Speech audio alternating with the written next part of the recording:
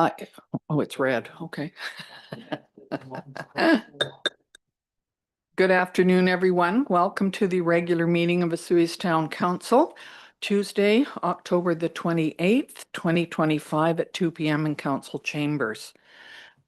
First off, we will do the approval of the agenda, and there are no late items. No, thank you. Could we have a motion, please? Councillor King, Councillor Bennett, all in favor. Thank you. And we need the adoption of the regular open minutes of October the 14th. Could we have a motion, please? Councillor Poderica, Councillor Chong, all in favor. Thank you. And first off, we have a delegation, and this is from the South Okanagan Similkameen Division of Family Practice. They were not able to come to this morning to our Committee of the Whole meeting, so we've invited them to come and present this afternoon. And they're going to talk about supporting primary care in the South Okanagan Similkameen, which sounds like a dynamite topic. So welcome to Dr. Jennifer Bajan, who is the board chair, and Tracy St. Clair, who's the executive director. Can you come up to the microphone and welcome? Thank you. I'm Tracy St. Clair, executive director, and thank you for the invitation and the welcome, and joined by Dr. Bajan, who's been our board chair for far too many years, she'll probably tell you, and family physician in Penticton. So we're here primarily to talk about recruitment and our role in recruiting family physicians, nurse practitioners, and midwives, and how we do that, but happy to entertain other questions that we may or may not be able to answer. So the division recently celebrated our 15-year anniversary. It's a membership-driven, primary care provider-led, non-for-profit organization. I usually say that family doctors are typically work kind of fairly independently. So we do what we want to do, work when we want to work where we want to work. And the division kind of holds us all together a little bit like herding cats, is what Tracy likes to say. Yeah, as you know, family doctors are a rare breed these days around the world and in Canada. So we're definitely lucky and try to make their work environment as pleasant as possible in order to get more working here so that we can together. We actually, as a division, do a lot of coordination and connection between primary care providers to make sure that the full spectrum of care is taken care of. So primary care, you might think of you think of when you go to your doctor's office or a doctor's office. It's a lot more than that. And our job is to help the family physicians, nurse practitioners, and midwives work together to provide all of those services. Which look like a little bit like this. So in the center, you have what you traditionally think of as a family doctor in their office, community clinic practice. And around the outside are all the other areas that family doctors and nurse practitioners work in. Sometimes in places like Penticton, there's bits and pieces that we pick and choose from. And in places like Oliver and Osoyoos, the doctors are just doing everything that they have. They're doing all the different areas in your community. So how we do it, again, a lot of our work is really to talk to a lot of providers and find out what they like to do, how they like to do it, who they like to do it with. So where we've had a lot more success is really in being able to provide business models and backbone supports to help providers work in groups with others. I think by and large gone are the days where you've got one doctor for a community looking after a whole population, doing everything from births to the other end of it. And so really finding out where people's passions are and helping to support them to work in those specific areas of interest, but work alongside others so that the whole community of care is provided and the full service. This is a look at the snapshot over the last number of years. And you can see that overall in a lot of our rural communities, it has been fairly stable. But you look back and having, mostly 7, having an increase to 8, and then back to 7, and then down to 6, and then back to 7 in Osoyoos. We know that losing one provider makes a significant difference and requires a way more time. So a focus that we would love to see is retention. So get people here. They love it here. It's beautiful. Everybody collaborates and works together, and we want them to stay because it takes a lot less time and money to keep people here than it does to get people here in the first place. Trends in Penticton and Summerland, OK Falls look a little bit different in that we've had a number of new providers. But while it looks like there's, significant more working in that area, they're working in different bits and pieces around those different areas in Penticton and Summerland. So there's a greater involvement in hospital specialty care, rising patient complexity, and shifts away from 80-hour work weeks. So we see a lot more in terms of shared practices than we do in some of our rural communities. So one of the things that was very foresightful back in 2015, 2016, the South Okanagan got its first residency program. So that means at the beginning for medical school graduates became residents, and they were placed in the South Okanagan, primarily in the beginning in Penticton and Summerland, but really working in all of the different communities throughout the South Okanagan, Similkameen, as well as in a number of specialty areas, because that's just what their training requires. And we have been able to have 90% of those graduates from the residency program stay in our area, which we have not seen. We've not found another community across Canada that's had that highest success rate. And it really is because we help tailor them to work how they want to work. And we have such a collegial, close-knit group of providers and very supportive of each other. So our original goal back in 2019, when we started Primary Care Network, was to attach about 14,800 patients to providers across the South Okanagan Similkameen. At last count, we're 23,000 and expanding. It's not enough. We know that. We still have great needs, and especially in Oliver and Osoyoos, and we know that. But it is an indication that we're on the right track for the most part. And just the last point was, it's interesting how many times we are asked to speak provincially, either at provincial conferences or at other communities, because the things that we're doing are so innovative. And yeah, I think we're much better known outside of our region among family physicians than we are inside our region. Yeah, and so this is comparing patient attachment in the South Okanagan Similkameen compared to the rest of the province, and we have better attachment or higher attachment rates than anywhere else in BC, or than the BC average. We still recognize, though, that we need more. We would love to keep going until we see that everybody that wants a family doctor or nurse practitioner is able to access that. But what is an even bigger telling story is that we know that the average age in the South Okanagan Similkameen is 20 years older than the average age of the province. And so with that comes increased complexity, frailty, as well as palliative care. And we are really showing a strong attachment in those patients. So showing that we really do try to work to attach all of our higher needs patients with a family provider.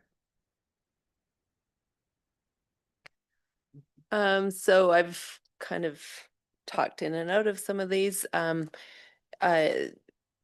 Penticton Summerland, again, we have started back in 2019. We started through the division doing the operations of clinics as a way to support the physicians. And at the time, it was just physicians, and just starting with nurse practitioners to really focus on medicine.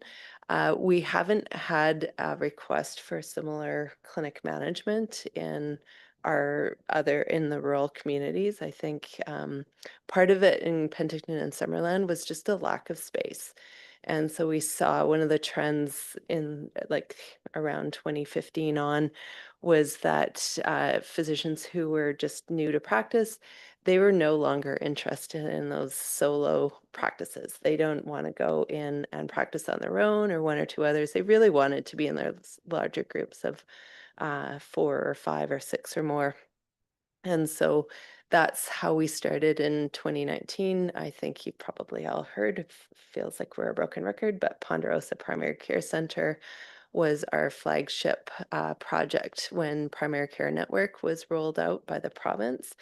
And the province gave us 340,000 in seed money to put into renovations of Ponderosa Primary Care Center, which is still where it is. We were able to have 3 nurse practitioners join that practice. It was actually a brand new practice.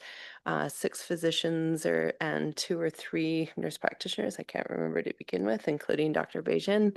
And we also had 3 allied health positions, so social work, dietitian, physio, and occupational therapy join, and 2 registered nurses to all work together in collaborative team-based care. And it was a division-run clinic. It's now since 2024, the SOS Healthcare Society, which is a partner society for the division, they took over the day-to-day operations, but that's proven to be a model that we've replicated now 4 or 5 times, most recently with the opening of Colleen Schneider Medical Center clinic in Penticton, which was funded. The capital upgrades for that came from community donations of $2 million and big partnership with Medical Foundation, Community Foundation, and Community Futures and the Healthcare Society. So that's a trend, again, that we're seeing in Penticton and Summerland, or we started in Penticton and Summerland, and you're starting to hear about it from across the province. If you went to UBCM, they probably talked about Colwood. It's very similar, except in that instance, instead of the Healthcare Society owning the building, it's the municipality, but it's a very similar model. And so I think you're going to see more and more of that. As I said, we do act where we see gaps and we see need and where we're asked. The big thing is that you want to be able to staff. You want to be able to have doctors and nurse practitioners to be able to provide the care. And in Oliver and Asuyas thus far, we're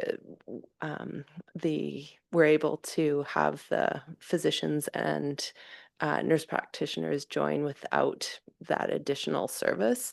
But if in the future they're interested in that type of support, that's a model that would be available to them. So that's pretty novel, like that got us on the map, and it definitely helped with being able to increase attachment, increase how many doctors who are going to work in regular clinics.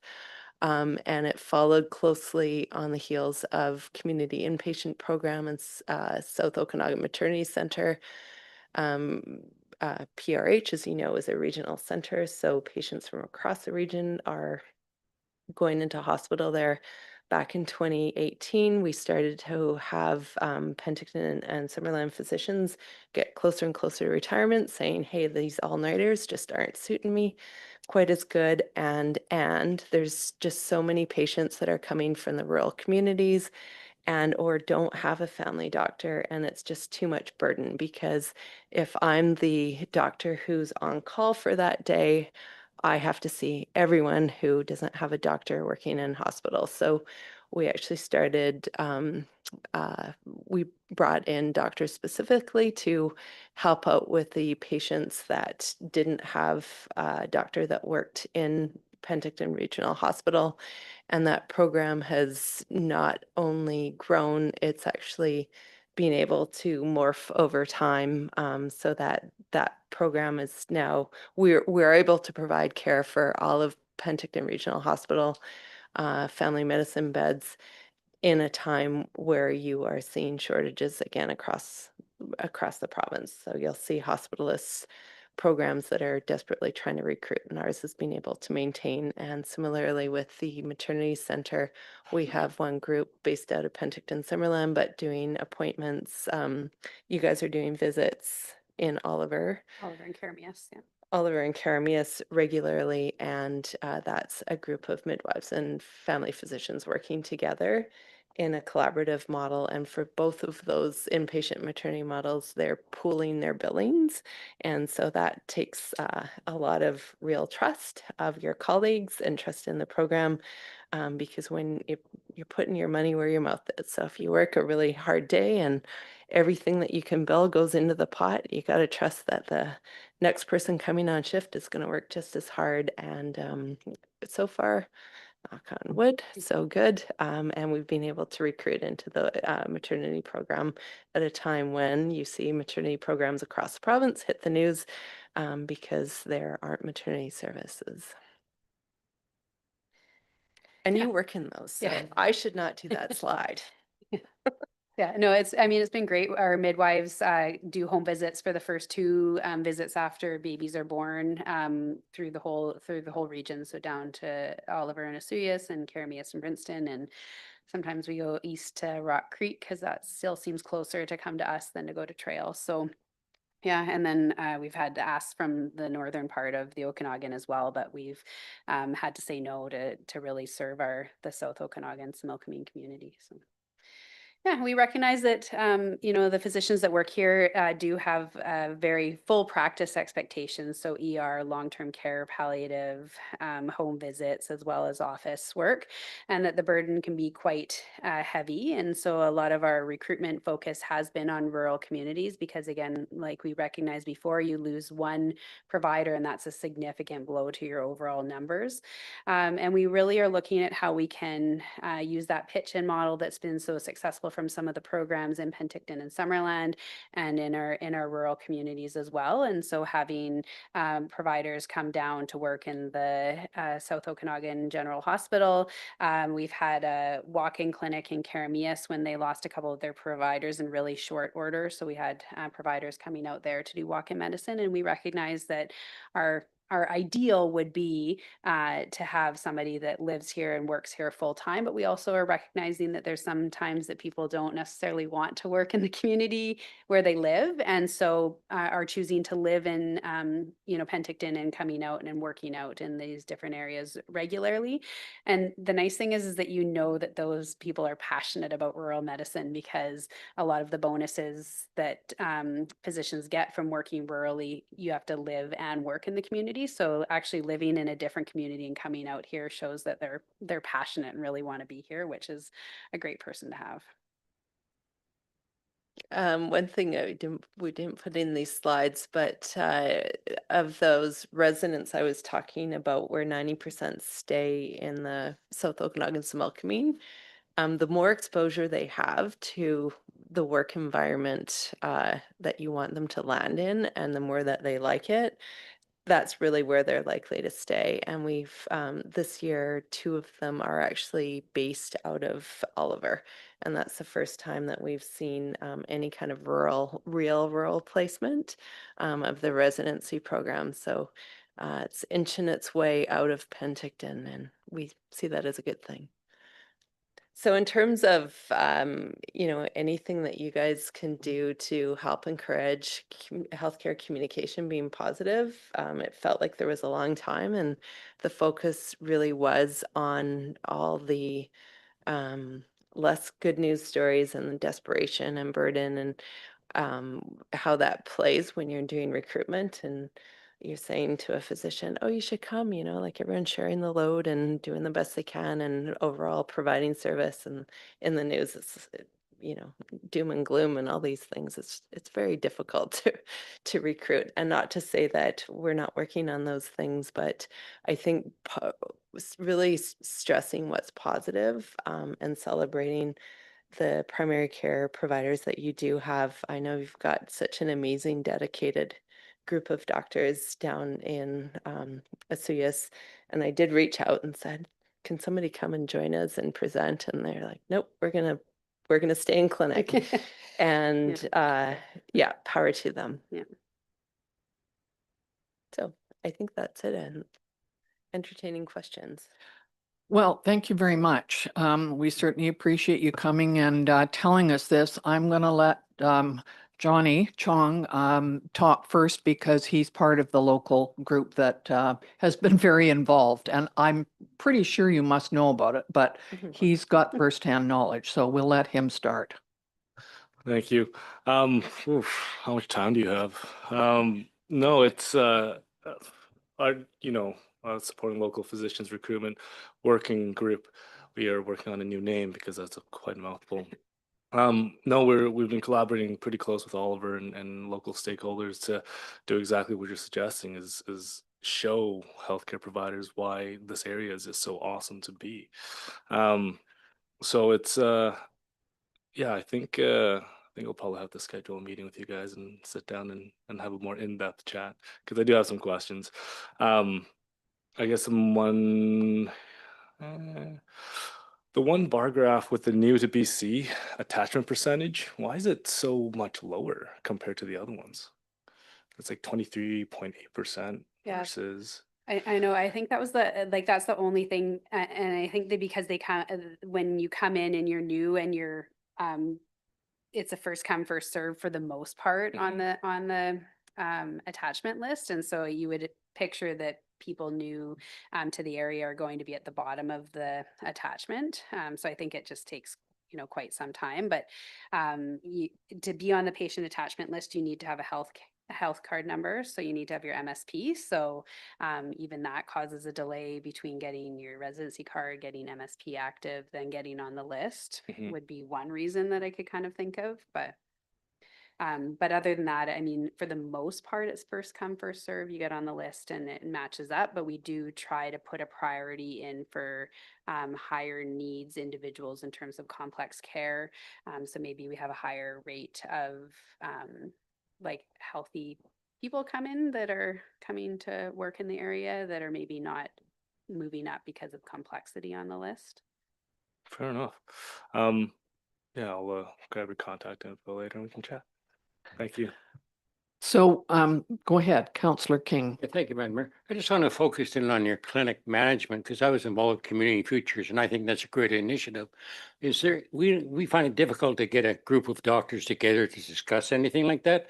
So in your world, you're talking to doctors all the time. Do you think there's any will for a group of doctors, say between here and Oliver, to put a concept like that together? Because I know half their time is doing admin work and that's half the problem. Yeah, I think we continually do have those conversations and they know that it's available. We did start on a bit of a conversation about what that could look like in Oliver, and ultimately you've got some pretty established practices down here and you've got people who are okay to run them. Where we started to take over practices in Penticton is where I call it the managing partner, but the founder, whoever's managing the clinic, decides that they need to retire, and there was just nobody in the clinic to step up, and that hasn't been the case yet It's coming. in the rural communities, and we fully, the offer is open to any group. But it really does need to be led by the doctors on the ground. The last thing you want to do is upset people who are happy. Yeah. So one of the things that I just heard about recently was the HPOA, the Health Professions and Occupations Act, which is coming in April. It doesn't seem like the medical doctors are all that keen on it. Do you have anything to say on it? Or, I mean, they seem to be a little worried that something is going to be sort of suggested and provided to them by an administrator and they don't have any say. Is that what you would say, Dr. I think that is Bajan? the worry about it. Yes. I think, I mean, anytime you have a change in kind of, what you're, I don't know, say managing people, but like I said, like we're independent people. And so, Yeah. gone through and you do all the training and you have all the medicine and the skills that you want to help people, right? You want Yes. to meet and you want to, yeah, just help people wherever you can. And so, the worry is being told how to work or where to Mhm. work or, you know, things like that. And you see it in other places in the world that have had similar models to us, like specifically the UK. And I don't know if that just came because our previous board chair was from the UK. So I heard about it a lot, but they really watched, you know, the National Health Service become more and more prescriptive for how people work. And it just, I think there's a worry that that is what we are looking at here as well, is our change in our regulation, but. Go ahead. Thank you. How are you guys funded as a nonprofit? Like, is it mostly provincial funding, or like what are your revenue sources? Most of our funding comes from Family Practices Services Committee, and it is actually a pot of money that comes as a result of an agreement between Doctors of BC and the Ministry of Health. And it's actually currently being renegotiated. It's negotiated every 3 to 5 years. But so it's an overall physician master agreement, it's called, and that lays out how much funding goes to different areas of care in the province.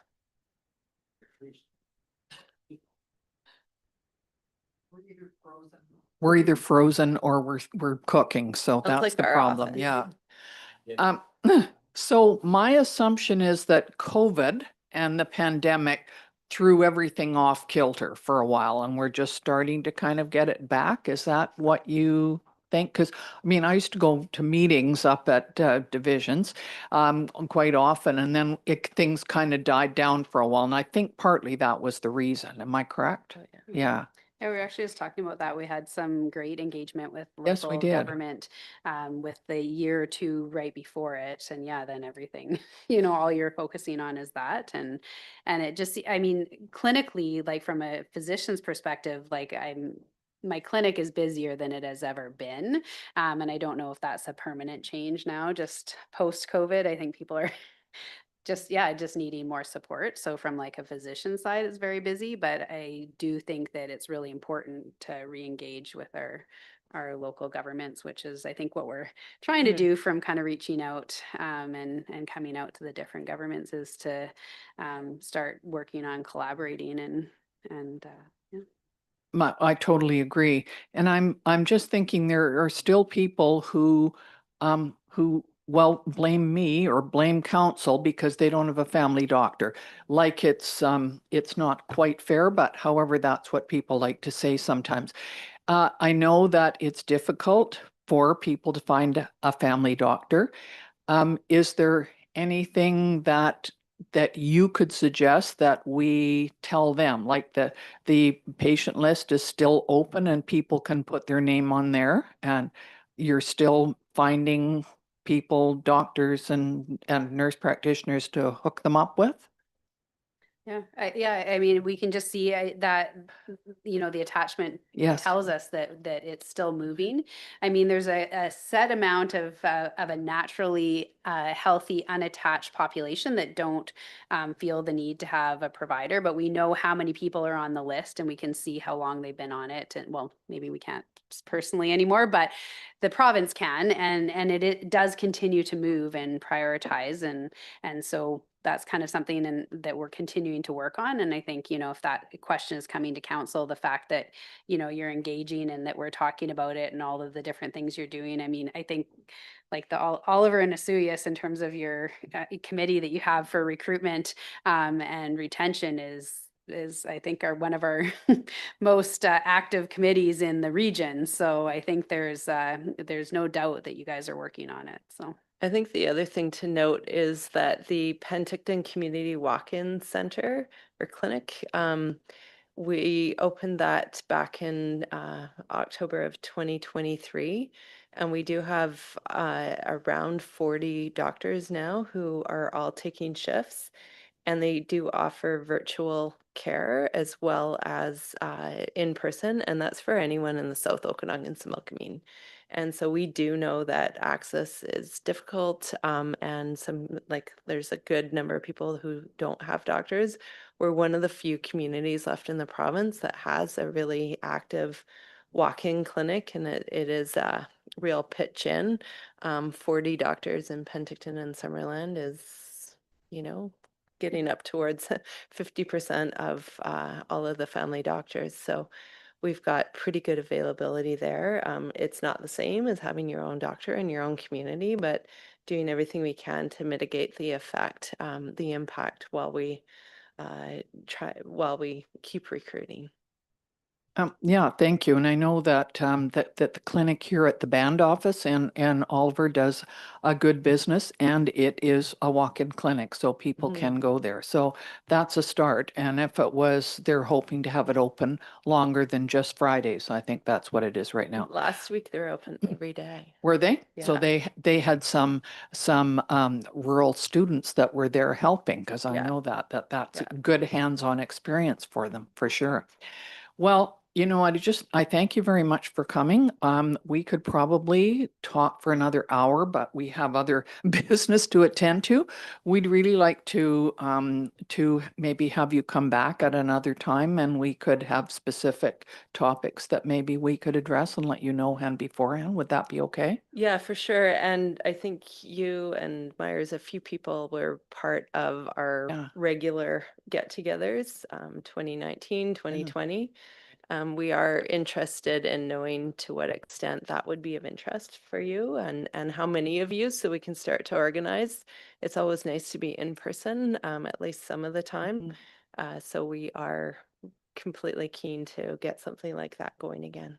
Well, Johnny is our Counselor Chong, sorry, is our rep on the local committee that we have. But right, Myers and I've been involved for quite some time, and I think we would probably all be very interested in how we can improve healthcare. Definitely, that and water issues are our two biggies. So, Well, we can't do water for you. so. well, we have people working on that, so we're okay.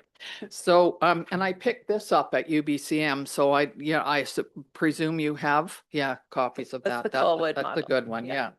Anyway, thank you both very much for coming. We really appreciate it and really appreciate your slides. Thank you. Okay.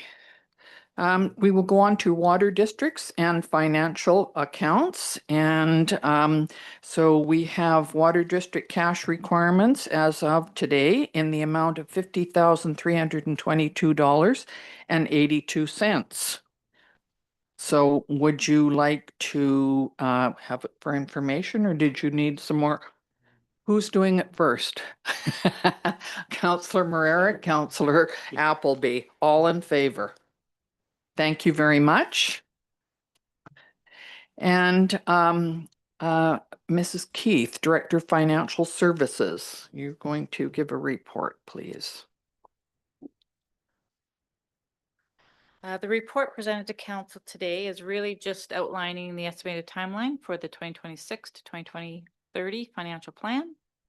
It goes into some detail about what's already come to council, which is the Sun Bowl and the fire department as their shared services. And we go into what our estimated timeline is for water, sewer, garbage, and the landfill, as well as our town budget in its entirety for the financial plan for 5 years. Dates are pretty much laid out there. Is there any questions?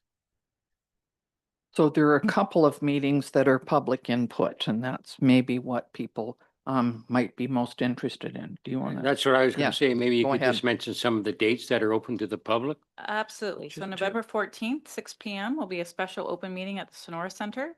It is public input into the 2025, supposed to be 2030 water, sewer, garbage, and recycling budget. The next open will be on December 11th, and it is for public input into the proposed town budget. Also the 5-year plan for 2026 to 2030. Also, I guess noted could be the follow-up with council, the open meetings, to deliberate both those budgets. And that will be on November 18th for water, sewer, garbage, and recycling, and December 16th for Okay. council to deliberate the town budget 2026, 2030. Thank you very much. Go ahead, Counselor Chong. Thank you. And how are we collecting public input for these sessions this year? We'll be collecting through the open meeting at Sonora. So imagine there'll be a question period. Yeah, and just Yeah, that, additional, so that's the opportunity for people to come speak in person. But obviously, we always accept written materials and, they can always talk to counselors just on the street, but we really prefer to actually have a lot of this information come in prior to, and it can form part of the agenda. And, or we always forward that information off to council administration, whatever comes in. So we're probably recommending that if people would like to speak, that they should contact us and let us know or send in something. It depends how many people that were there. The last one that we had, we did not take questions from the floor, but we asked them to come in to notify us first. Is that still the way we're going to do it? Or are we going to take questions from the floor as well? So yeah, we're gonna follow the same processes in the Okay. past. We'll advertise and request people if they want to provide comments to council regarding the budget, that, to provide it as of a certain date, so they can be included in the agenda. If they want to speak in front of council, there will be a form that they fill out so that we can actually put them on the agenda, which will form part of that agenda. So yeah, there'll be material that come out through e-news and the paper, demonstrating or illustrating the steps that people have to take to have their input, feedback on the proposed budget. So all that will be communicated. Thank you very much. Okay. Yes, go ahead. In preparation for this, I'd like to remind council that we had a delegation of the local agricultural people earlier this year. And they wanted to move the water opening in the rural district ahead 10 days or whatever the case may be. And I'm wondering if in preparation for budget, we could be praised of A, the cost of maybe moving it ahead 10 days. B, is there a trade-off? We can move it ahead 10 days at the start and cut down 10 days at the end, because right now we got lots of rain. Mhm. And any implications to that may come about, I guess, so that we can try and appease our taxpayers, and if not, give them a reason why not. So, Mr. Risling and Mrs. Keith, could we maybe have a look at that, see if that could be included in the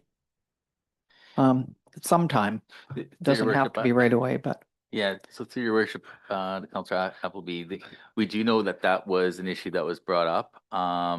So we finally filled another leadership position on the operations side. So our directors finally starting to get to some of those things that were on the list from the past year. And so that item is on there. okay. I'm not certain that piece specifically is going to actually have an impact on the Budget. budget itself. Is definitely a component of the service that we provide those people, but I don't think it will have an impact on the budget deliberations or service packages contained within. Well, if we're going to operate pumps, et cetera, for an extra duration, it's going to have an impact on the budget. And I guess I just want it to be upfront as to why we may or may not make changes. So through your worship, I do know with regards to the agricultural water system, that there is a water license that's in place with the provincial government. And so that regulates a lot of the timelines and the usage of water itself. So I don't think there's going to be an enormous amount of additional water that would become available for an extended period of time. So I understand what you're saying, but I'm not sure there's going to be a significant impact on the budget. But what I will do is I'll go back and talk to our director of operations to see if there is something that may have an impact on the budget of significant.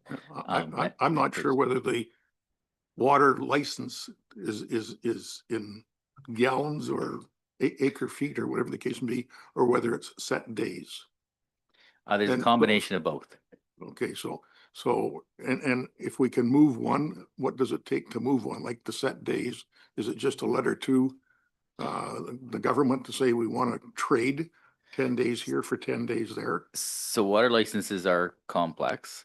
Anything to do with the provincial government and water licenses specifically are not something that is done expediently. Well, maybe, And so- maybe the routine is if we know we're staying under our allowed quantity, we'll just take extra days without telling anybody. Yeah, and I think a lot of it with, you know, with early water, et cetera, or spraying, whatever you want to call it, there is a fee associated to it. So hopefully that fee that is linked to that is at least coming close to cost recovery regardless. But we will look at it. I'm not going to Well- promise that's going to be.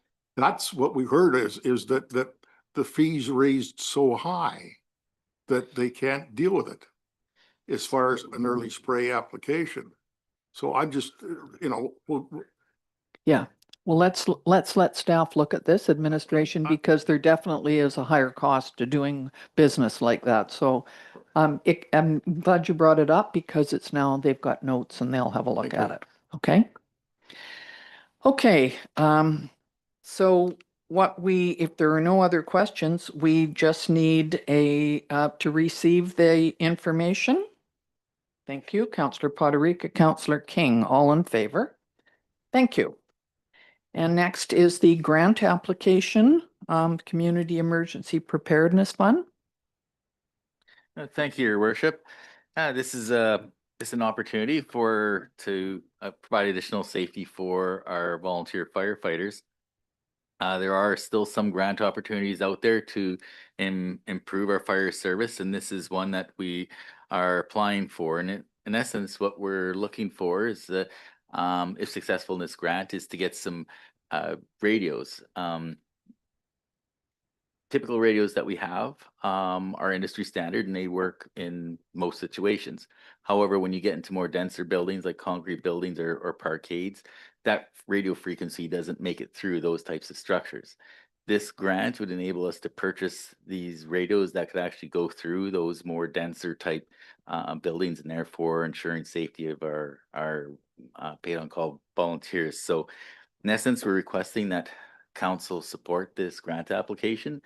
It would in essence pay 100% of the cost for 4 radios. So there's no impact to our taxpayers and would provide additional safety for, again, our volunteers that serve this community. Thank you. Yes, Councillor King. Thank you. Seconded over here, all in favor. Thank you. That's good.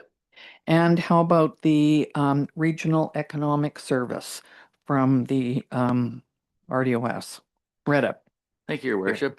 As council is aware, we work together with other municipalities wherever possible to gain efficiencies and ultimately serving our residents and businesses to a higher level with things that maybe we couldn't afford on our own.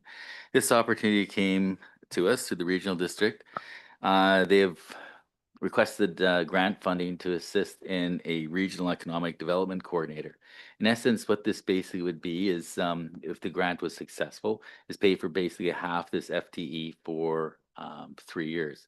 The intent of this position would be to look at the region as a whole in looking to attract and retain existing businesses. The remaining 15%, they're looking to other municipalities to participate in that regional initiative. So if town of Vesuvius was interested, as well as all the other communities in the region, we would share that additional 50,000 or so amongst the remaining municipalities based on a assessment base or population basis. So our portion would be about $4,200 per year over the 3 years if all the other municipalities actually participated over that 3-year term. I was informed as of yesterday, Summerland is not supporting this. So we know that if the rest of the municipalities participated, they would increase about 20% or 25%. So our portion would likely go to closer to $5,000. We don't know what the other joining this regional initiative, or maybe it's RDOS and Vesuvius, or maybe there's other municipalities. Our proportion would go up. And so this is also maybe a bit of a discussion on whether the town of Vesuvius would like to participate in that and to what extent, because if Penticton pulls out, our portion would significantly increase within this model. So I'm hoping I explain it. It's looking at a shared model where the 50% of this employee over the next 3 years, that salary would be distributed amongst the other municipalities that were willing to participate. Is it possible for us to recommend that, yes, that we do, but with the proviso that we see what other municipalities have come up with? I believe Summerland said no because they have their own economic development officer there, on staff, and that's why they chose not to do this. It was brought up at the last regional district meeting, so everybody's talking about it right now. Is that a possibility? I mean, we don't want to be funding it totally on our own, but maybe it would be a good thing, sort of depending on what others, if we agree to it. Yes, Your Worship, I guess if council is agreeing to it, it also has a limit. One of the recommendations is to actually fund up to a certain extent. So recommendation is maybe to support as long as it doesn't exceed $10,000. And I'm just, administration just picking a number out there, knowing that probably we wouldn't want to fund the full 50,000, but may go up incrementally, as long as there's some other participation around the region. So that's a way of doing it, indicating that you're willing to participate in this program up to a certain level. Say if Penticton would pull out, well, then I think if you had a cap of 10 or even 20,000, that wouldn't work because they're funding the majority of it. So that's how you could kind of put a cap on it. If the RDOS did want to know within the next couple of weeks, or now within the next few days, actually, as to what our commitment is. And so I think everybody's struggling with exactly the same thing as we are today. As you may recall, approximately a year ago or 2 years ago, Chamber of Commerce did the same thing. And they were looking for support, and it was based on whether this Yeah. municipality participated or not. And it was Yeah. very difficult to stick handle through 3 or 4 different councils at the same time. And everybody's wondering what the other council is deciding. So this was an option of actually putting Okay. a cap on it. Again, it's the Makes council. sense to me. What is your thought, Council? Go ahead, Councillor Chung. Thank you. It's my understanding that we budgeted away some money to contract out the Chamber of Commerce to essentially accomplish exactly what this is, but specifically for Asuyas. So, in my view, I mean, both groups are also vying for a readout. So now we're funding potentially two parties that are trying to go after the same pot of money. Seems inefficient. Also, my understanding is the Chamber of Commerce is currently in the planning process to have town halls and individual outreaches with local businesses to determine what their scope will be in the contractorship role. There was a lot of challenge because, every business has different needs. So trying to figure out, okay, what are the 3 action points that this contract will focus on, and how much will that cost, and what's the action plan, what are the metrics, etc. So we're still in information gathering mode, but hopefully we'll have answers over the next 2 or 3 months, and then that way we can define the rule specifically. But this seems kind of redundant. So is the Chamber of Commerce planning to come and ask for money like they did last year? Well, we already budgeted money away, but We did last year for this year. Okay. I wasn't thought last it year, was the only last 1 year. quarter. So there's a couple things. So we do have about $70,000 in the town budget for economic development type initiatives. In the past couple of years, the Chamber of Commerce has come here and sought funding that would be gathered on municipalities' willingness to participate. And I think it was 2 years ago, the town provided 10 or 20,000, something like that. Other jurisdictions also contributed to that. Plus, there was also complemented by some grant funding. So it was actually a pretty good bang for our buck, like 2 or 3 to 1. And they did develop a plan on some of these initiatives, but then there was no supplementary funding provided. So I think as a region, there is a void, and that's one of the pieces within the chamber was to actually look at that economic development piece. I do know I did talk to the executive director in putting this report together and indicating, just to be transparent, that this was going on. they do see that that is something that they can do, absolutely, depending on the funding.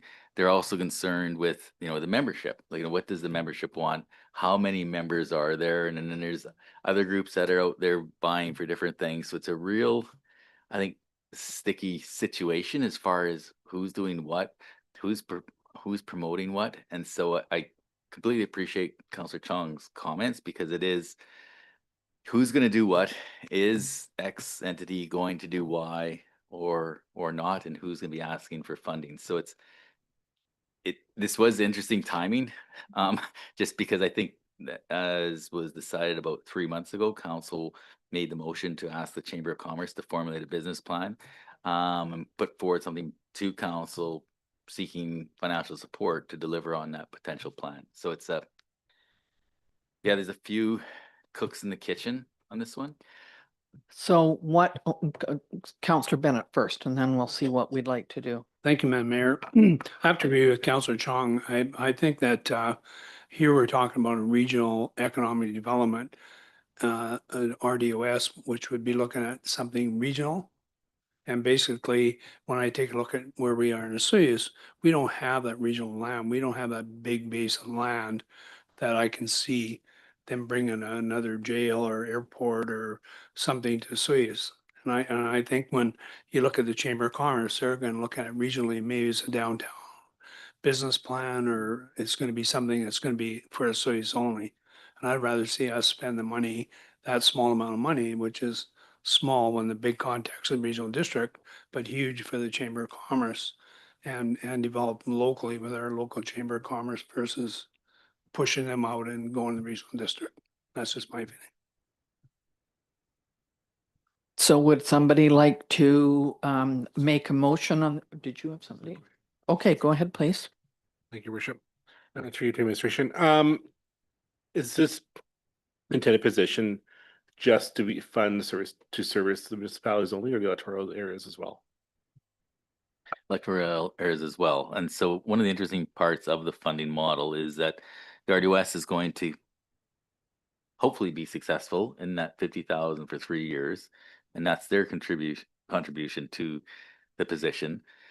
To make it full-time, the other municipalities would be coming up with tax dollars to fund that additional $50,000 for those that wanted to participate.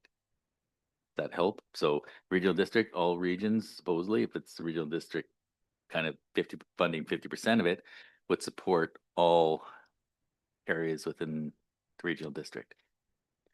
This issue may come up at other municipalities as well. And so it may be that that if Summerland has already said no for a reason, maybe we should instead of voting for this, say we need to have a little more time because we're not quite sure and we want to give the Chamber of Commerce a chance first. And if other areas say that, then that's where they're at. So they don't have to apply for this immediately, I don't think, unless there is a timeline on it. Is there a timeline on it? October 29th. Oh, okay. Yeah. Like tomorrow? Exactly tomorrow, Your Worship. Well, then it doesn't seem to be something that we can push forward today if it's just, it has to be done tomorrow. I don't know. What would you like to suggest? Go ahead. I move option 3, that council does not support the initiative of a regional economic development coordinator position at this time.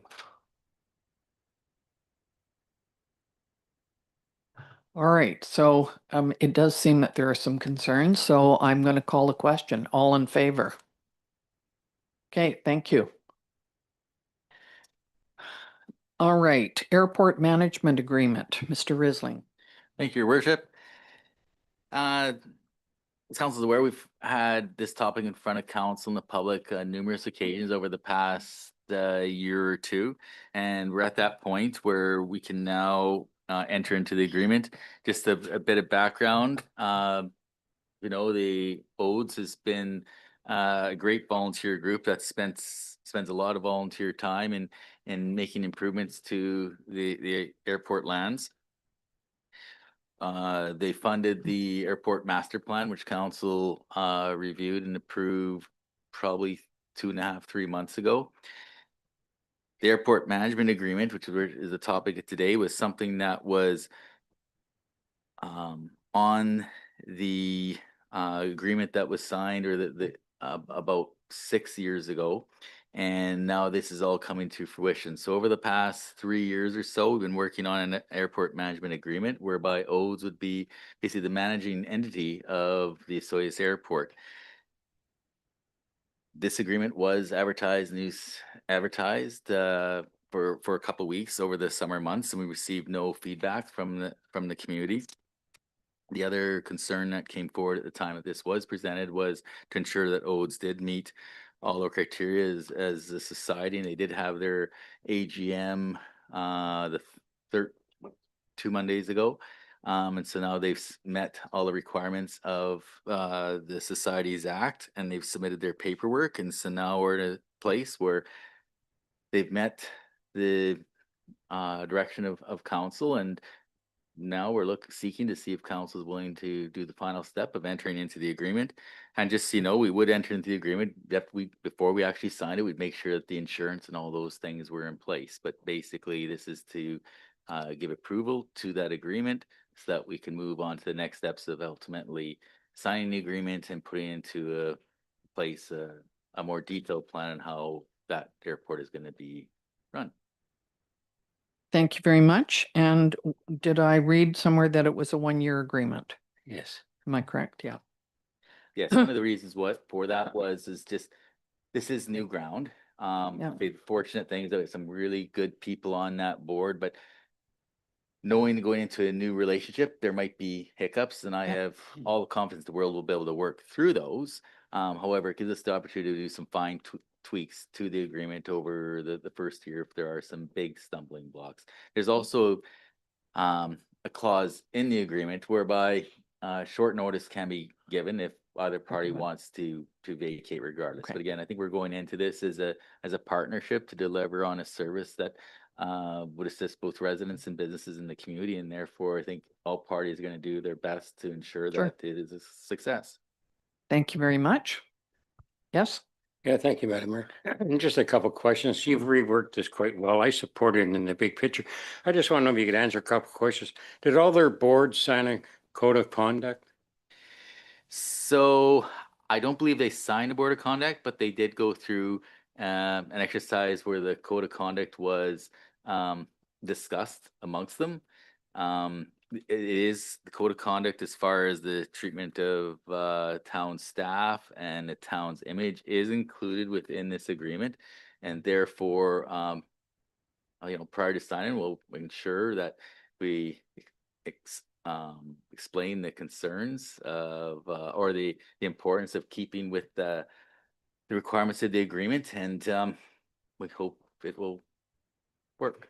Okay, it's not my job to micromanage them. I think in writing it would be prudent because it seems like all the board wasn't at that meeting for that discussion. And I'll just leave it at that. And then also I can see us doing the snow removal and the windsock and stuff like that. But there's there where it mentions we might also put in some money. So is that still part of the agreement? Your worship, so in theory, how it's supposed to work is we're going to give ODES a list of things, like, we go and we clean the runway, I'm making this up, 4 times a year, and that type of stuff. And so if they wanted to do it more often, they'd have to come up with the money to say, no, we want it cleaned 8 times a year. Or maybe they have more events there, so you need it cleaned more. So the intent is if they want to improve the services, the usage of the airport, and need more services from the town as far as cleaning, et cetera, they would have to bring up the funding or make the funding to be able to pay for those additional services. The alternative actually is, and likely will be, they'll be looking at the airport and be putting together the things that they would like council to consider as part of their budget proposal in a subsidy to the airport. Yes, I do fully expect that ODES will come back and say things like, maybe lights. Maybe we need a security camera. Would council consider providing additional funding to that entity to improve that overall agreement? I do expect there'll be some there, but I think that's also something that council and administration ultimately are going to be working with those to see how we can improve that facility, and also understanding the tolerance level of council in giving financial support to that entity. So I think it's I think requests are going to come forward? Yes, I do. But I think then it's going to be council's determination on whether they feel that's a good investment of taxpayers' dollars, or should O's go and find other means of doing those improvements. So hopefully that answers your question. There's nothing. Yeah, I guess I relate to your Schedule B. It's so broad term, like you said, cut the grass. So does that mean twice, 4, 12 times? I think it needs a little more substance in it, and not necessarily at this time, but to pass this, there's 3 things on here that are so broad, it could be taken like, we gotta cut it every week. You're correct, your counselor, and we've been very clear at the outset with Odes that we have approximately total town funding is around $10,000 for the airport, and about 6 or 7,000 of that is for insurance, and the other 3 to 4,000 is basically town administration expenses for things like we do keep track as far as town staff's time. So if when they go and do street cleaning of the airport runway, we actually track that 2 hours. And we know that 2 hours of our time on a street cleaner is 2 hours of staff time, say $50 an hour is $100. And we know that a street cleaner is worth, making these numbers up now, Yeah. $150 per hour. And so we actually assign that cost to that GL of $3,000 or whatever it was. So Odes is well aware that that money that's there is for the services that are currently provided. And if they want to mix and match that to say, oh, instead of taking away the puncture vine and want it cleaned 2 more times, we can accommodate that. So you're right, there's some detailed stuff that has to be worked out, but they only get the $3,000 or $4,000 worth of services based on our costs. I understand because you're so close that you're negotiating it and you kind of talk to them. But if I'm a third party, I don't know any of that conversation or what their agreement is. All I can do is read this agreement. So I find it kind of a little off balance. Yep, and it was somewhat intentionally done for that, so that Odes could actually change your level of service within different things. They're paying for that service. If they want, again, it's spotless as far as street cleaned or lane or runway paved, cleaned once a week, great. But then there's no more money to go and repair the socks or change the air sock, that type of thing. So they have basically $4,000 of town resources to allocate somewhat how they see best fit. And then if it goes over, they're gonna have to come back and ask for more or cut down on I services. respect what you're saying. Yeah. I've had this discussion about 3 Yeah. times. I support it in the big picture that I think the airport's a big asset. I just don't see nothing in writing that encourage what you're talking about. That's all. Okay, Counselor Bennett. Thank you, Madam Mayor. I'd like to go ahead and make a recommendation that council approves the airport management agreement. I've already had 2 people that have approached me, both Air Canada pilots or Air Jazz pilots that have summer homes here, and both asked about how they could go up there and set up a place for their planes. So I think there's a lot of interest already, and the Odes is aware of it, and so I think we should move forward. Okay. Thank you. Seconding? Go ahead. And so it's been moved and seconded. Now comment. I mean, I can appreciate Councillor King's comments about the Schedule B and the grass cutting. We also have to remember, I mean, to the east side of the airport, it's all environmentally sensitive land that we can't touch. And there's a few patches of sand, dirt, some puncture vine, like it's all xeriscaped. Like the maintenance on it was mainly snow removal and the windsock. So I think we've done a really good job at limiting our exposure, and also have to remember the spirit of this agreement is we don't have the staff resources to manage an airport, especially one where there's a group that is passionate about developing it. And Odes is our solution to supplementing that manpower. With that said, I second that motion. Thank you. So it's been moved and seconded, the recommended motion. I'll call a question. All in favor? Thank you very much. Okay, we'll move on to Mrs. Coulson, Near Market Affordable Housing Program, Southeast Meadowlark Phase 2. Thank you, Your Worship. The request in front of council today relates to a no sale covenant on Lot 4 of Southeast Meadowlark Plan, Phase 2. The property owner of the subject parcels has resubmitted a request to the town seeking the transfer of that no sale covenant from Lot 4 to Lot 25. We understand that the urgency around the request is to facilitate a potential sale on Lot 4. This issue has been before council quite recently on July 15th, when the property owner's request of the no sale covenant transfer from Lot 4 to Lot 25 was denied, as it was felt at the time that it would be more effective to register the housing agreement against Lot 25 and then to transfer the no sale covenant. At council's meeting of October 14th, council adopted a bylaw allowing for that housing agreement and resolved that the statutory no sale covenant registered against Lot 4 be discharged concurrently with the registration of the housing agreement on Lot 25. There is concern at this point that the registration of the housing agreement will delay the registration of the release on Lot 4. There's some discussions taking place with respect to the language. So time is of the essence in this matter at this point. We are today recommending reconsideration of both of those matters by council. So we would be reconsidering the July 15th resolution denying the transfer of the covenants and the October 14th resolution stipulating that the release of the covenant from Lot 4 would take place concurrently with the charge for a housing agreement on Lot 25. As these were unanimous votes, any member of council can move today's recommendation. So do we have to take back the previous vote? And we don't have to. So just the recommended vote that you have here. And you have just done it, but maybe what we'll do is just read it out one time and ask for a mover and a seconder. That a request that a statutory covenant limiting the sale, transfer, rent, lease, or disposal of any interests in the land described as Lot 4, Plan EPP 12182, District Lot 2450S, prior to the filing of a housing agreement in the Land Title Office against the land be transferred to Lot 25, Plan EPP 12182, District Lot 2540S be approved, and that the statutory covenant subsequently be discharged from Lot 25, Plan EPP 12182, District Lot 2450S, concurrently with the registration of the housing agreement against Lot 25. That's correct. Moved, seconded.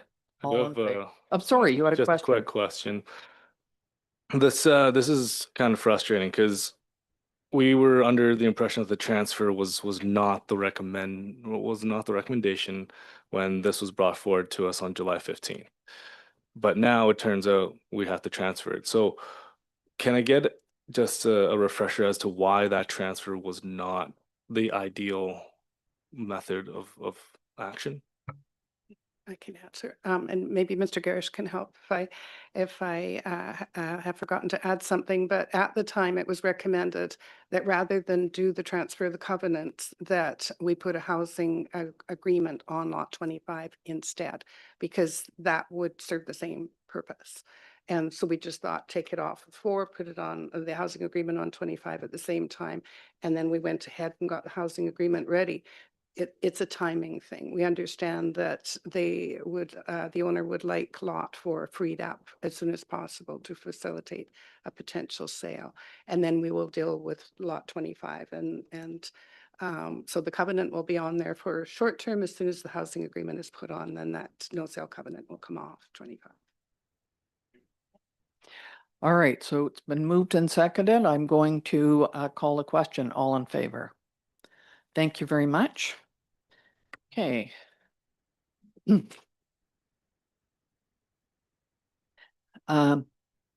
And we will move on to the development variance permit application 2020 25.02, and that would be Mr. Garish, please. Great, thank you. Through the mayor, I've just got a PowerPoint here that'll run through some of the basics of this application. So you can see here the location of the property that's under application. It's currently got a split OCP designation and zoning, which relate to the town center and medium density designations and zones. You can see here, I forgot to put the parcel size in, so I don't have information on that, but you can see the size of it from the aerial photo. It is within the town's urban containment boundary, which is not a surprise given its location. And the manufactured home park that's on there currently is not permitted by either the RM1 zone or the town center zone. It's legally non-conforming, and because of the OCP designations, the preferred future land use is to see this parcel redeveloped, preferably to higher densities. So that's the context for the parcel itself. Now, I'll just go back here a bit. You can see that because of the lot layout, the access to the mobile home park is actually traversing over a separate legal parcel. And so there has been a subdivision application that's been submitted to the town. And I've got some images that show this in subsequent slides, but the proposed new parcel lines are going to impede on the setbacks associated with a couple mobile home parks, as well as the backside of the hotel at the subject property. So in order to address this, the variance permit seeking to reduce the rear parcel line from 3 meters, and I've got two figures here because we're dealing with two separate mobile home parks, but from 3 meters down to 1.1 for one of the mobile homes and down to 0.26 for the other mobile home. And then there's also another mobile home that's intruding onto the parcel line is intruding onto the setback for a third mobile home. So that's being proposed to be reduced from 3 meters down to 1.09 meters. And again, you can see here just the different colors for the split zones that apply to the parcel, which is of some relevance because when we get to the actual proposed boundary adjustment, you can see, and I apologize for the busyness on this slide, but you can see that, or I'll show you, that the proposed parcel lines are going to line up with the existing zone lines. And so the image at left is the current layout between the two parcels that are the subject of the subdivision application. Only one of these parcels is the subject of the DVP. And so the blue is the smaller parcel, 9106 Main Street. The yellow is the larger one. And then the image at right shows what the proposed boundary adjustment will do to those parcels in terms of reconfiguring their layout. And from what we understand at a staff level, improve the access to the mobile home park, which is the yellow parcel. And so here, and as you can see, some dashed red lines have popped up on the right image. So those are the mobile homes that are going to be impacted by the proposed new parcel line resulting from the boundary adjustment. And I zoomed in a bit closer here for you to see so why we're dealing with variable setback requests. The one on the left is the one that's seeking the 1.10 rear setback.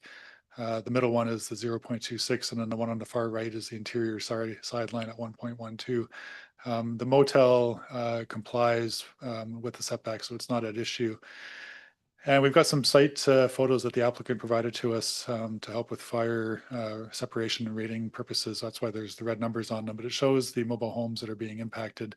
Sorry, I wasn't able to label these. So, and then this one shows the back of the hotel and then also the access point, which is, I understand, again, the primary purpose for the boundary adjustment to make sure that mobile home park residents can continue over the same legal parcel.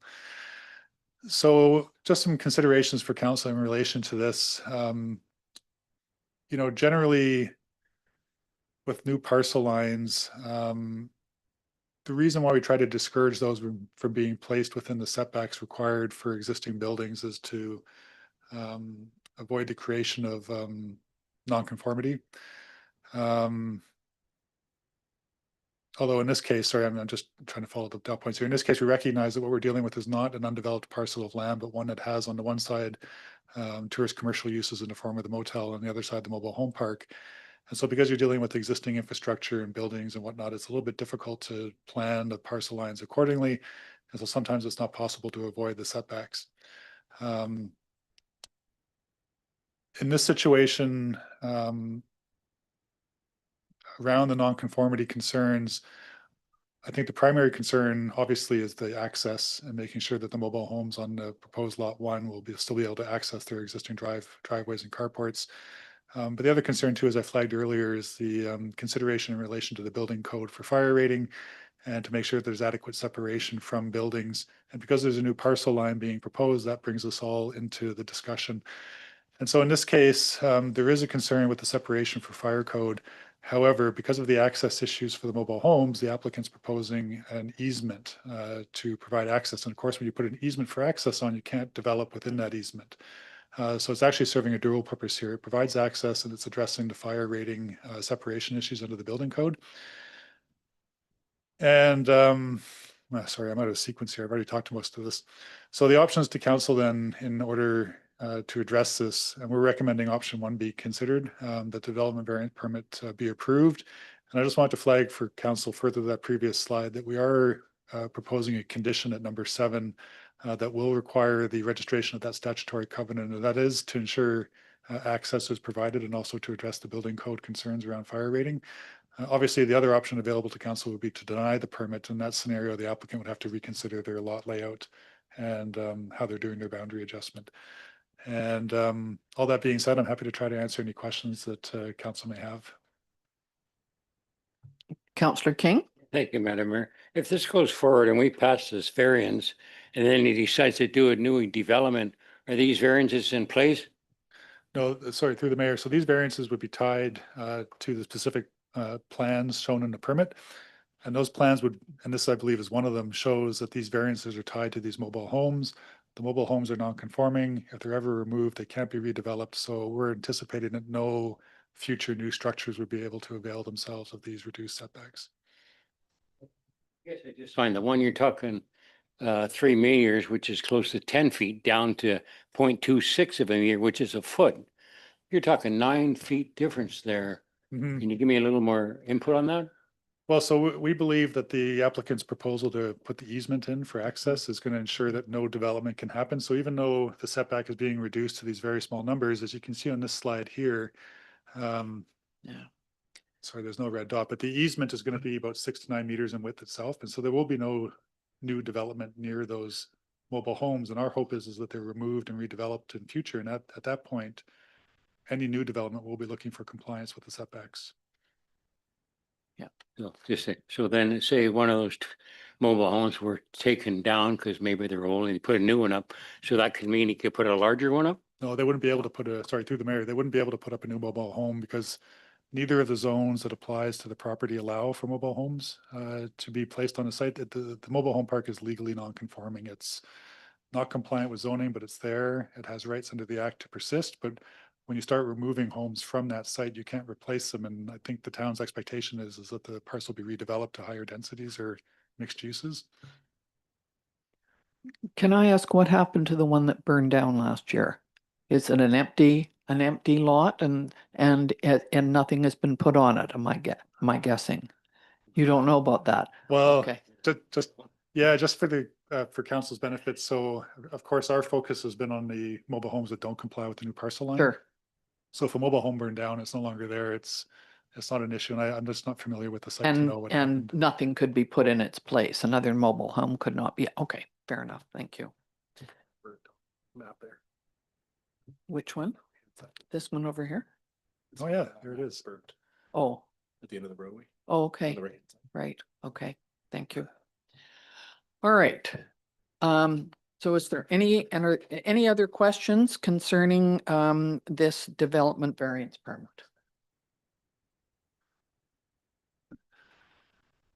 No.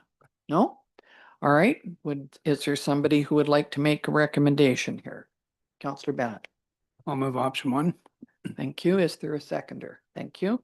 Councillor Chong, all in favor? Thank you very much. So that's taken care of.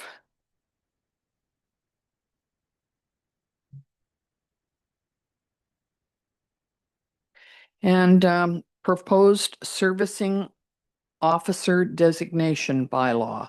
Mr. Garish. Sure, through the mayor. So this is just a quick refresher because I believe it was just recently at or before council at committee of the whole. So this is the servicing officer position that has come out of recent amendments to the Local Government Act. And it's the province attempting to give local governments more authority to facilitate the provision of small scale multi-unit housing. And a lot of the provisions that the servicing officer position has been charged with under the act already exist in relation to subdivisions and the approving officer's authority. But where the approving officer can't act is in relation to building permits. And so the provincial government's created this new position of servicing officer, which will be able to do so at the building permit stage. Excuse me, Mr. Garish, I'm going to interrupt. Excuse me, could the people at the back please not speak when somebody else is speaking? Thanks very much. Go ahead. Sure, thank you. So sorry, just a refresher again. Yeah. So the service officer position, similar to the approving officer, can request road dedication, but they can do it at building permit stage. And they can also ask for transportation amenities at building permit stage, bus stop shelters, waste bins. There's a bunch of other stuff I think covered in the report. However, in order to create this position, council would have to adopt a bylaw that would set out the positions within the town that would be considered or designated as servicing officers. And so that's the bylaw before you today. And as I recall off the top of my head, it's the chief administrative officer, corporate officer, and operations manager who are being proposed to be designated. And you know, honestly, at this time, I think this is just setting the table for future use. I think until such time as the town updates the subdivision and development servicing bylaw and sets out those types of road or transportation amenity improvements that it wishes to see, or road dedications that it requires, it's unlikely that the servicing officer, or sorry, and also updates its master plans. It's unlikely that the servicing officer position would exercise its authority until those plans are in place. So this is just not preemptive, but it's getting ready for future use should the need arise. Okay. Okay. Oh, go ahead. Move option 1. Thank you. That's Councillor Poderica seconding that. All in favor? Thank you. This came up the last time, so we have had a review of it. And Mr. Garish, we're back on that the Town of Vesuvius zoning amendment bylaw be adopted.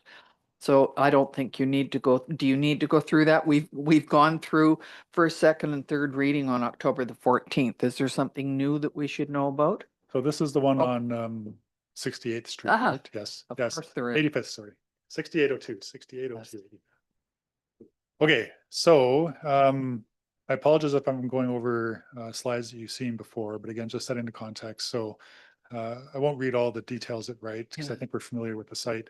And these are some photos that we took prior to council's previous consideration on the 14th. And then the bottom right one is the one we took after the consideration on the 14th.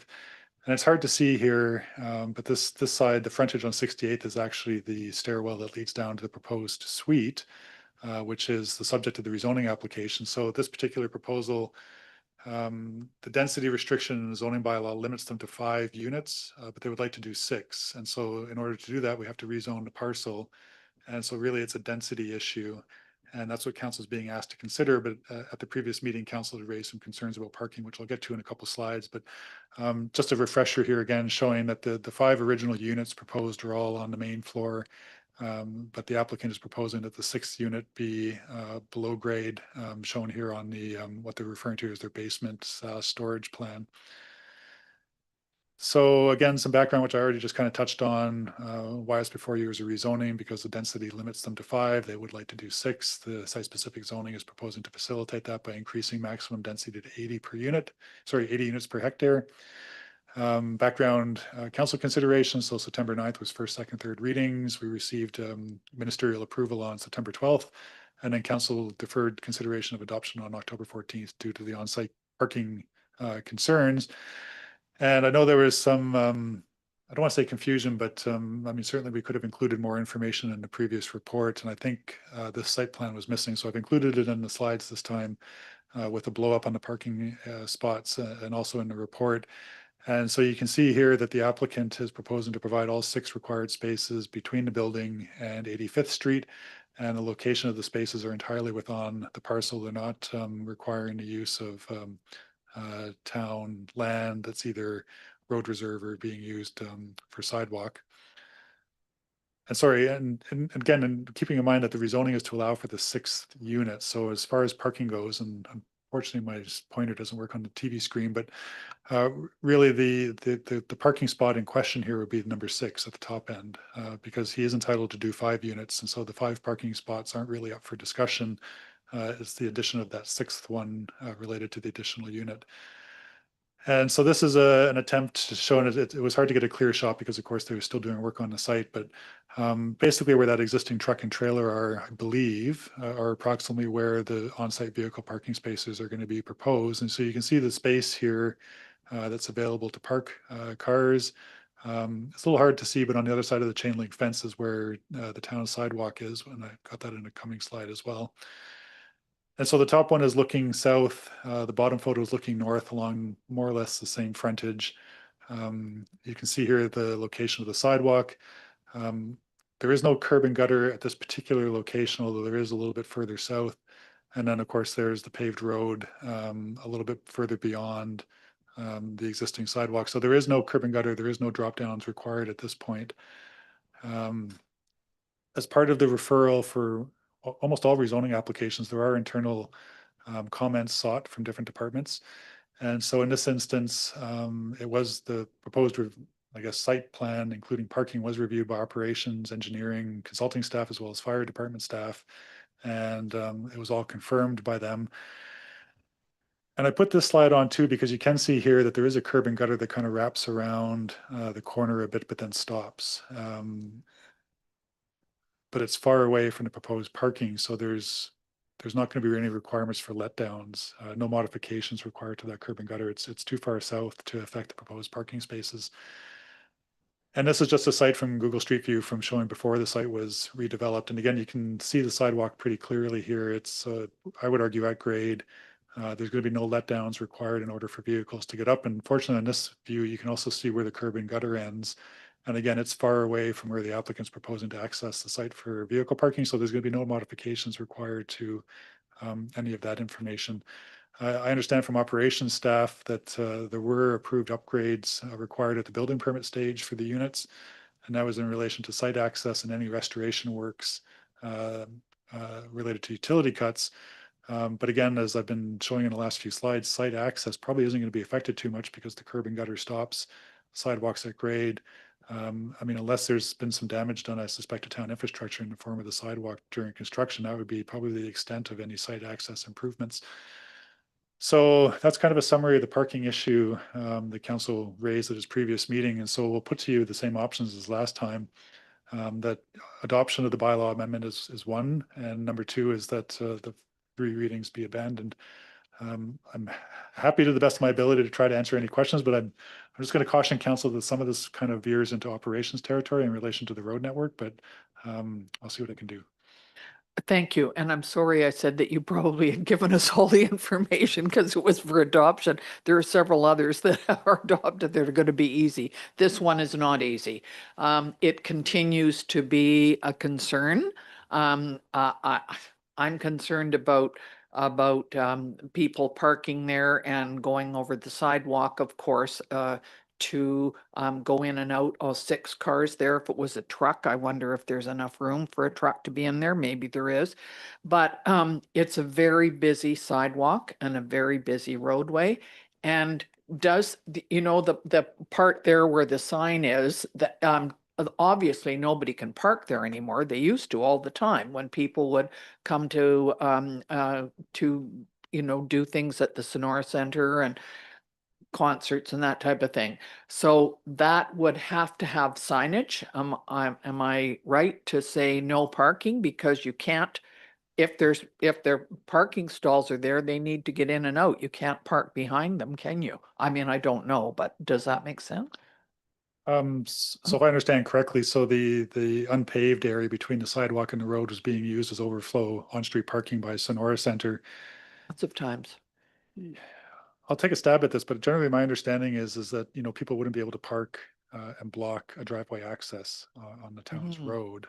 Yeah. But I don't have at my fingertips what your bylaws might say about that and how you would enforce or ticket it. But that's my general assumption is Yeah. they wouldn't be able to do that. So. No, I guess not.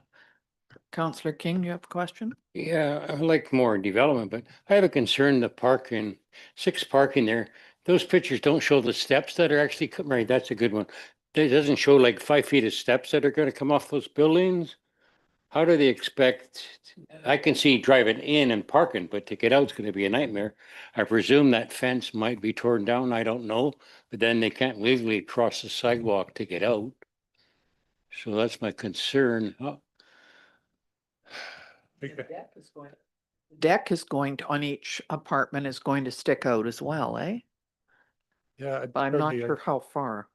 Through the mayor, I apologize. I don't know why the laser light is reflected off the TV. It's not being picked up, but I mean, you can see here that he's got the proposed building shaded, and then we can see what I would presume to be the roof overhang.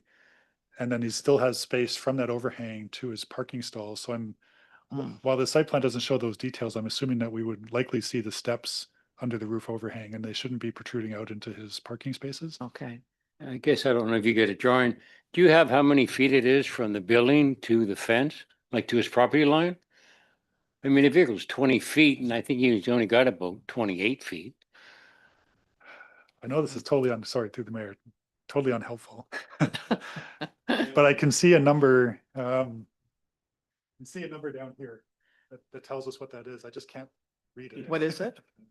Rod, can you see it? What's the number?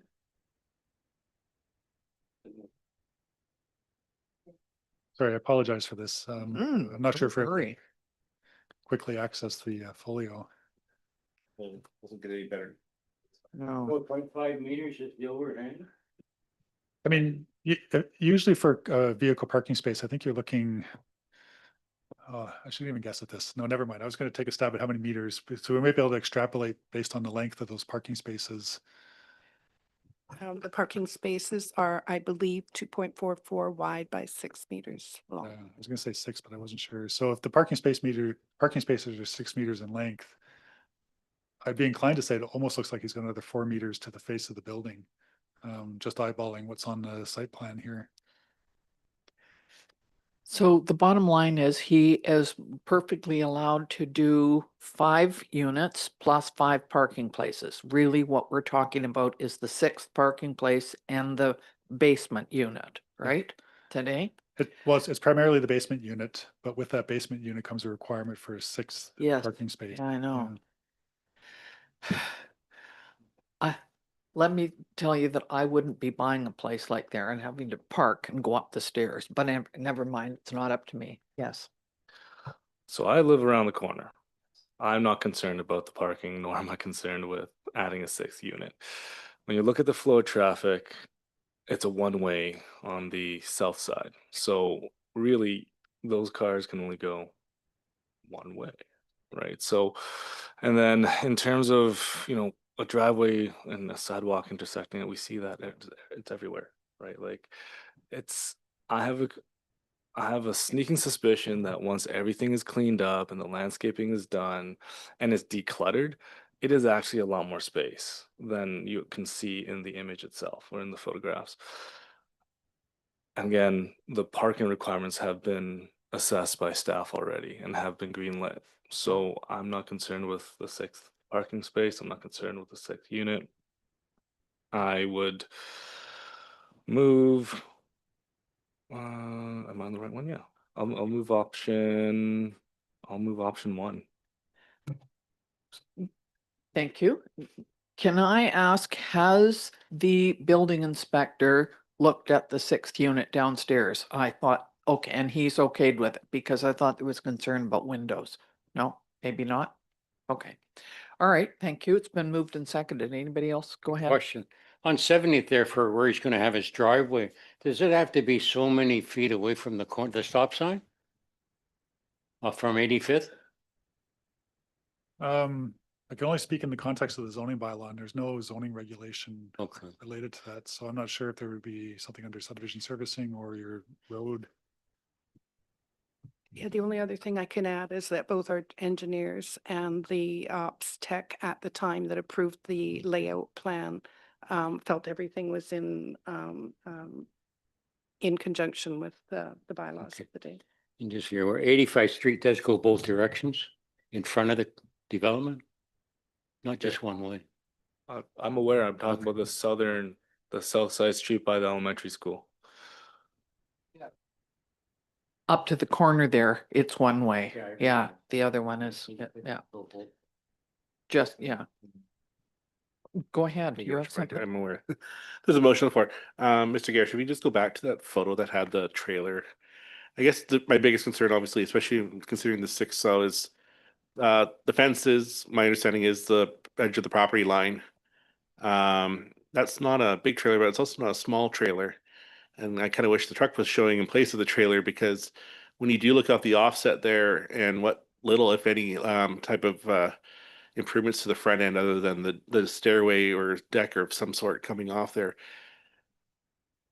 especially how close it is to the sidewalk. And I think notably it's the concern of and understanding the parking, the current 5 stalls is passed on this place, unfortunately. But there is the location of that in relation to the fact that it is in close proximity to Sonora and the elementary school. And then now we're left with this unpaved shoulder in the front there. And, obviously we can sign it, but at that point there, now you're driving through, and perhaps there should have been previous consideration. The previous staff in the improvement process of this is we're now left in this situation right now where we do have this dirt, then a sidewalk, and then we've got this rolling into there. It's just really it's frustrating. I think something, of course, council didn't see this project until the request for the 6th unit to be added after the building was built, and but given its closest, my biggest concern obviously is the closeness to the school, and this with the 6 unit being as tight as it is, adding that 6 stall, even 5, I think is going to create some headaches, and understanding, of course, that those 5 is passed with the previous approval, and that this request is only for the 6th. I struggle with this decision, but thank you. Okay, well, I think there's a bunch of things that are kind of red flags here, but we have a motion to adopt this, moved and seconded. I'll call a question. All in favor? Against?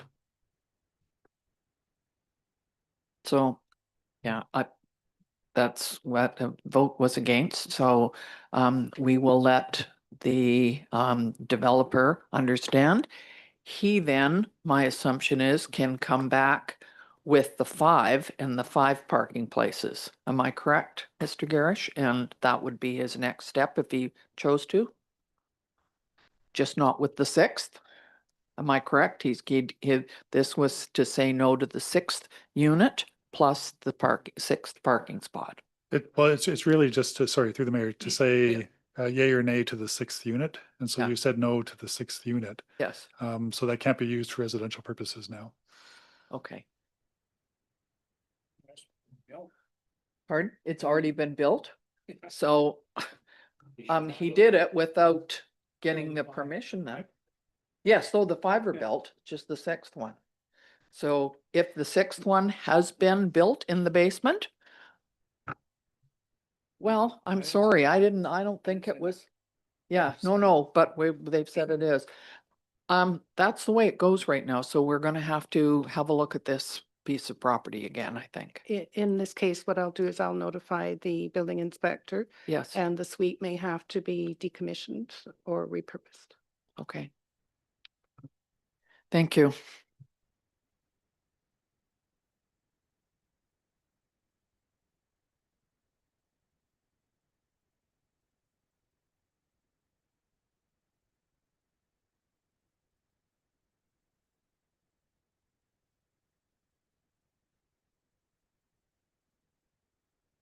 Delegation of council authority to approving officer.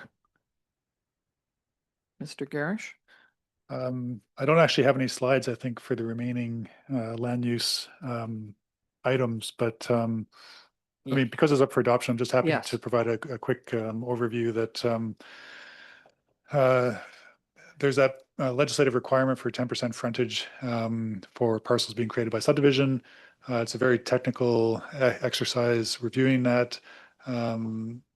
Council has the ability to retain that authority for itself or to delegate it to staff, and we're recommending, and council so far has been supportive of delegating that authority to staff. And so what's before you today is adoption of that bylaw. Thank you. So it was read a first, second, and third time on the 14th day of October, 2025. So we're looking for a motion to adopt it today. Councillor King, Councillor Poderica, all in favor. Thank you. And it would be the next land use procedures bylaw amended, postal work stoppage. And again, that was the same thing. It was read a first, second, and third time on the 14th of October. So it has been discussed and we're just looking to adopt it. Moving it. Councillor Bennett, you seconding that? Okay, thank you. All in favor? Thank you. And the next one is the proposed amendment to the delegation of authority bylaw number 1292. And same procedure. It was read a first, second, and third time on the 14th day of October. And today we are looking at adopting this bylaw. Councillor King, Councillor Poderica, all in favor? Thank you. And then the next bylaw is the permissive tax. Is that what it is? And yes, and the list of all of the permissive tax things have been looked at. They're all listed there. And again, first, second, and third reading on October the 14th, 2025. And we're now looking for adoption. Thank you. Councillor Bennett, Councillor Chong, all in favor? Thank you. And the bylaw to provide the borrowing of money in anticipation of revenue. And again, that was read the first, second, and third time on the 14th day of October. And we are now looking at adopting this bylaw. Thank you, Councillor Poderica, Councillor Chong, all in favor. Thank you. Okay. All right, we will go back to reports of committees and from the Committee of the Whole. From the Council Committee of the Whole meeting of October the 28th, we have that a contribution to the South Okanagan Conservation Fund be considered in conjunction with the 2026 budget. Could we have a motion to do that? Councillor King, Councillor Chong, you did it this morning. You okay with that? Yeah. Thank you. All in favor? Thank you. And the next one, same meeting this morning, that the Town of Vesuvius zoning amendment bylaw number 1395.11 to increase the maximum parcel coverage permitted at the Meadowlark development from 50% to 53% be initiated. Councillor Poderica, Councillor Bennett, all in favor. Thank you. Okay. We will now ask the CAO for his report, please. Thank you, Your Worship. Yeah, one of the first reminders is the RMI and community service grant deadline is October 31st. So if you're a nonprofit and you have potential project that might fit those qualifications, to get that grant in here over the next couple days. The Sonora Center staff are preparing for Halloween. I think all the leagues are in full swing, but I just wanted to bring up the group like Can Skate still has a couple spots available for those that wanting to learn how to skate. Talked a little bit about this morning, so I'll bring it up now. The POP Hockey League that plays on Sunday evenings will be hosting a tournament October 31st and November 1st. And park washrooms, we sent out an e-news a while ago, moving to winter hours. And so the Four Season washrooms will be open from 7 a.m. to 7 p.m. daily. And that's Gyro, Legion Beach, Desert Sun Marina, and Goodman Park. And business licenses, we're going to be mailing them out fairly soon. Early November here, those folks that have businesses, the business license will be forwarded or mailed out. From the fire department's perspective, we've got a few new members, actually 4, and so we're excited to actually expand our team again. Just be on the lookout for burning of tree pruning, etc., because this is the time of year when people are burning in the orchards, burning some of those their vegetation. And something exciting coming up here in a couple days, Thursday, October 30th is Fire Chief for a day. So I don't think they've announced the winner yet, but that's so treat somebody to a special day as a fire chief, and I think they get to go to McDonald's and things like that. I think the mayor's going for lunch as well. And the open house was on Saturday, October 15th. As indicated actually this morning, I mean, the fire department does a lot of things to promote not only the volunteerism amongst that group, but also to promote fire safety. Operational services, irrigation system is being shut down. So you'll see a bunch of generators driving around. You'll see steam kind of coming out of the sprinkler heads, and that's basically them cleaning the lines so they don't freeze. And I think the last thing to bring up is we have kept the water restrictions on longer than normal this year, and there's been a lot of media coverage with regards to the increased drought conditions, and so we did keep the water restrictions on later into the fall, but we are planning on removing them on November 1st. I know it doesn't make a significant difference in usage because a lot of our usage is associated with watering the lawns and irrigation, but again, we're trying to not only deal with our water issues, but the regions as a whole. And so those restrictions stayed on longer than normal. So we will be posting at November 1st. We'll be moving to normal or stage 1 water restrictions. And I think that just about does it. Thank you very much. Could we have a motion, please, to receive the CAO report for information? Councillor King, Councillor Chong, all in favor. Thank you. Okay, council reports. Councillor Poderica. Thank you, Your Worship. A little quieter than last time, but let me just pull my calendar here. Make sure I get the right month. October 15th, I attended a Designation board retreat. Good time for our executive to sit down with staff and figure out, next couple of years. Obviously, of course, DO has their AGM happening next month. November 26th at 2:30 at 3, I think, at Spirit Ridge. And of course, some exciting growth expected this winter with snowbirds. Numbers are looking very strong through our accommodation partners. And there's a hope that, businesses in the past that normally close down or reduce hours, that we're seeing right now snowbirds there's an expectation that they're looking here and looking to spend some money at our restaurants and businesses and activities. So that's something to consider, obviously, if we look into what normally is a little quieter season for us, but something to look forward to the positive. And this weekend, of course, Saturday and Sunday attended All Hallows on both days. Saturday, of course, was a little wetter than normal, a little cooler. We had a bit of an artesian well show up in the middle of Gyro Park, so a little wet and soggy, but I think overall a great weekend. I think when I checked in on Sunday, they had about 600 visitors during that day at that point, and that was still early afternoon. And I think talking with Juana and Weena, they had roughly about 70 performers throughout the weekend that had volunteered to and were participating. So really good weekend. Unfortunately, the weather didn't cooperate as well as we'd hoped, but it was a great event overall, and that's my report. Thank you very much. Councillor King. Yeah, thank you, Madam Mayor. I attended the Age Friendly Accessibility Committee, kind of reviewed what we accomplished this past year and just to see if there was a little bit of money left. Their one main concern, we might receive a letter from that committee about a sidewalk policy. I know staff is short, but they're pretty prudent about wanting to move that sidewalk policy forward. Also attended the open house at the fire hall. It's great to hear the amount of volunteers they have and what they're doing and recruiting more people who want to get involved with the fire department. That's my report. Thank you. Councillor Bennett. Thank you, Madam Mayor. October 16th and 17th, excuse me, I attended a 2-day workshop in Penticton. And it was a community foundation, South Okanagan, Similkameen, asset-based community development. That's why I had to read it.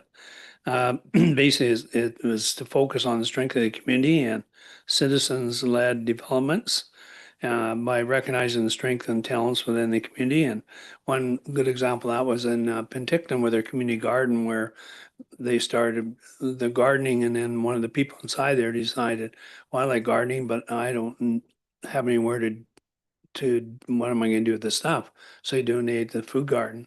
Now there's 9 different plots now of people that are growing food for the food banks. And they provide all the food banks free food through the community garden. So that's one idea.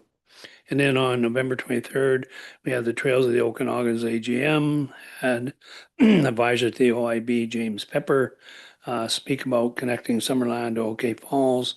working with the OIB, which is really exciting, some really good stuff coming up. And I was elected to another term as director. That's my report. Good. Congratulations. Counselor Chung. Nothing really to report except really looking forward to trick or treat on Main Street on Friday from 2:30 to 5, and then afterwards a family-friendly event at Sonora Center. So yeah, looking forward to that. We do have a whole family themed costume, so Oh, good. And are you taking your daughter to the one in the morning? There's something on the 30th in the morning at the Sonora Center, just for little guys. we're gonna try. Okay. Yeah, unfortunately we work, so but we'll figure Yeah. something out. Yeah. Okay, thank you. So I've been at a couple meetings. One, of course, was the regional district meeting, and we have several added meetings because we're going through budget deliberations at the regional district as well as here. So it sort of doubles the number of meetings, but that's all right. The one we had the other day was on strategic priorities, and that was quite interesting, trying to herd cats, as it were. There's 6 municipalities and 9 regional districts, and to try and come up with strategic priorities. Fortunately, there's a separate section now just for the area directors, not everybody is there, but it's always very interesting to see what people are concerned about. I was also down at All Hallows Eve, the event at Gyro. I did not go on Friday. I don't think they even started till about 7 o'clock, and they closed down pretty quickly because it was really wet and they couldn't do all of the things that they wanted to do. However, I was there on the Sunday to watch the witches dance, and the witches dressed in costume come in on paddle boards onto the shore. So that was a good event, and they're very enthusiastic, all those people.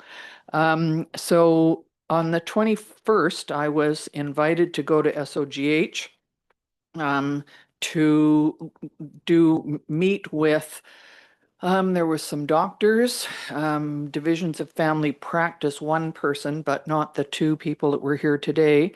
The Doctors of BC president came up from the coast, and we talked about how could we deal with solutions for healthcare in the South Okanagan. There were several doctors there. How do we keep the SOGH, the emergency department, open?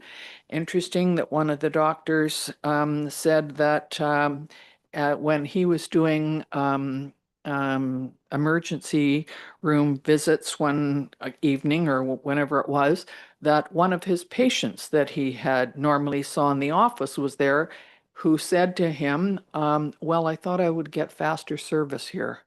So it was kind of a wake up because, we say to people, I mean, if you haven't got a family doctor, you have an emergency, then go to the hospital. But that doesn't mean really that people who have doctors should be using it for the same reason, because there are not enough other people that need that care. Anyway, all of these things come out. Yeah, it was quite right.